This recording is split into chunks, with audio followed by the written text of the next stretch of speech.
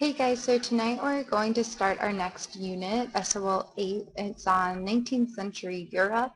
It's mainly focusing on politics in Europe during the 19th century. So we're going to be focusing on some different political movements like conservatism and liberalism. We'll touch briefly on some revolts that took place in the 1800s, as well as some unification movements that took place in Italy and Germany. So you can read the SOL below a little bit more specifically, but let's go ahead and get started on tonight's video. So tonight we're going to be focusing on what's called or referred to as the Age of Metternich, or conservatism in Europe. So first, Clemens von Metternich was the Austrian prime minister who, if you remember back when we talked about the Congress of Vienna, which took place after Napoleon was defeated, he was the guy, the politician, who really led the Congress of Vienna and pushed forward this idea of conservatism. So that's Clemens von Metternich. Again, he's the Austrian Secretary of State. He's the head political figure at that Congress of Vienna after Napoleon is removed from power, and people are meeting, those powerful nations are meeting after they've removed Napoleon to recreate Europe and really stabilize Europe is their goal. And Metternich believes they're going to do this through an ideology called conservatism.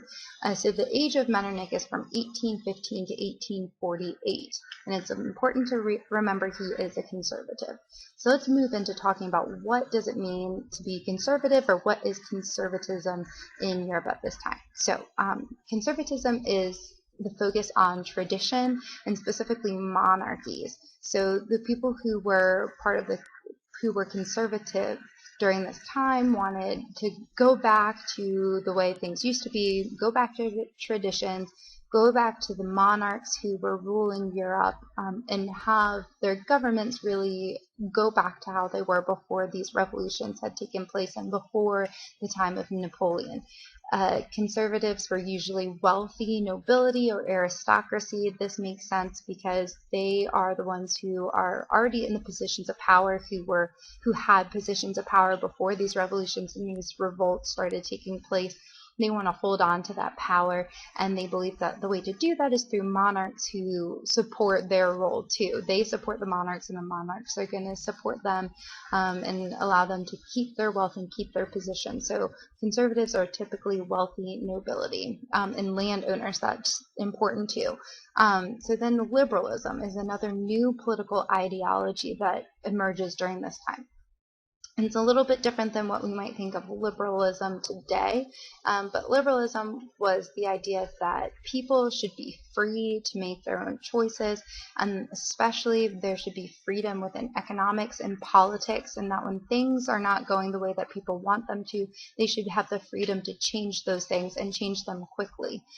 So liberals believed in elected officials and parliaments. They wanted to give more power to elected officials in parliament, and it was typically middle class, so merchants and business owners. So they're well off, but they're not as high as the aristocracy and those landowners. They're the businessmen and the merchants, those traders. So that's liberalism. And the last one is radicalism. We don't really need to focus on that in this class, but just to give you an idea of another political ideology that was taking place during this time, or that existed during this time, radicalism. Radicals believed in democracy for everyone. They wanted everyone to be a participant in the political system, and they had a strong focus on the French Revolution ideals, so liberty, equality, and brotherhood. It's very, very, very important to note that during this time, only wealthy land-owning males had the right to vote. So we're still talking about wealthy land-owning males, not women or anything like that. So those are the new political ideologies that emerged during this time.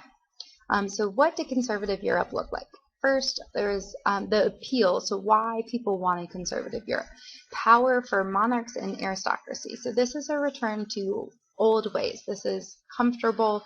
This is the way the world used to work for a lot of people, and so it puts that power back in the hands of the monarchs and the aristocracy. Obviously, conservatives, those wealthy people, the monarchs, those are the people that this is going to be most appealing to.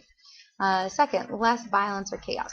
So think back to the French Revolution, and especially like the Reign of Terror there was a lot of chaos and violence and fighting that was taking place during Europe at this time.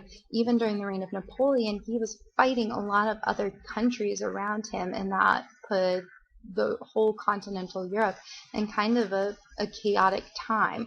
So people were happy when there was a movement back to these monarchs, back to the old ways, and there wasn't this fighting and this chaos and this fear of war or bloodshed. So that was another appeal of conservatism. And last, geographic balance of power. So this goes back again to Metternich and the Congress of Vienna. After Napoleon is defeated, they want to bring that balance of power back to Europe, and they do this by changing the geography of different countries around. So they make some countries more powerful, some countries they take back, like France, they take back to its original boundaries, kind of balance out that power to promote peace and stability within Europe. So that's another appeal to conservative Europe, is that there are these new geographic boundaries, or these or things are taken back to their pre-existing geographic boundaries that kind of even out the playing field within Europe. In practice, though, conservatism in Europe limits freedoms, especially individual freedom and freedom of speech and freedom of press. Those type of things are limited, and that's how these monarchs were continuing, or were trying to continue to keep control in Europe at this point in time. And then some challenges to conservative Europe. One, liberalism. Obviously, we just talked about this new political idea that is emerging. It is completely contradicting conservative ideals, and so liberalism is challenging conservatives in Europe. So remember, liberalism is mainly supported by the merchants and business owners in Europe at this time, and it is a push for elected officials and parliaments to have more power, for people to have political and economic rights. So that is liberalism. And Giuseppe Mazzini, who's this man on the side here, he was an Italian, and he was a pioneer of this liberal movement and really pushed for liberalism in Italy. So he's just a figurehead that you can think of with liberalism. Next, nationalism. So nationalism, we've talked about a little bit when we were talking about the Latin American revolutions, and we were talking about that in kind of with Napoleon too, and we were talking about nationalism in Spain. But nationalism is this idea or this belief that the individual's loyalty should lie in a common group of people who have a common background and history and culture and heritage. So it's an idea, nationalism is an idea that you should be loyal to your nation, not necessarily the monarch or the government of your country, but to your nation. So that includes ethnicity, culture, history, background, heritage, all those things. So you should be loyal to those people. We will see this, and I think it will be a little bit easier to understand when we talk about the unification movements that took place in Italy and Germany especially. So that's nationalism. And it's important to note that liberalism and nationalism work together. These go kind of hand in hand, and they work together to be a challenge to conservatism in Europe.